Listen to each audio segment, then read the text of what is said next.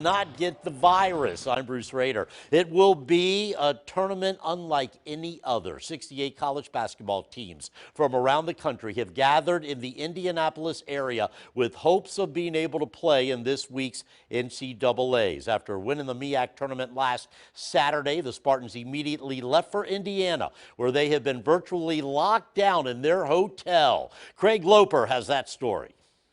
The last year has meant unprecedented challenges to athletic departments across the country. And while players and coaches making it through the pandemic has been much of the talk, it's been the people that don't score any points for Norfolk State that have been the ones on the front line of daily COVID protocols.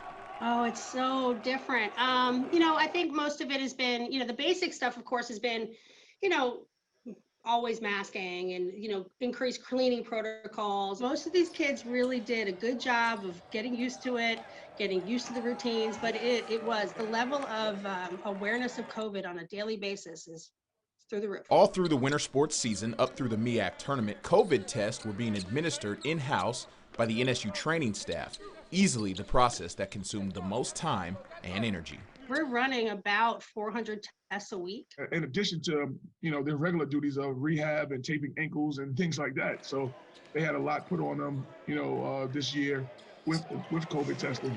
And they've done a great job. And as the Spartans men's basketball team gets set to enter the NCAA tournament, there's always the possibility of a positive test, which would mean the season would be over. Usually on the day-to-day, no. Are we going to follow up with an immediate test afterwards? No, not necessarily. If we have a positive on a rapid test, and then you'll go and get your PCR test done.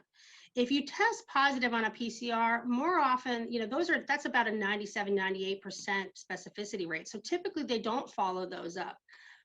But there is that 2%. And does that 2% happen? It certainly does. For the Sports Wrap, I'm Craig Loper. All right, thanks, Craig. Norfolk State takes on the Sun Belt champions from Appalachian State tomorrow night at 8:40 on True TV. The winner will then face top-ranked Gonzaga, the overall #1 seed in the tournament, on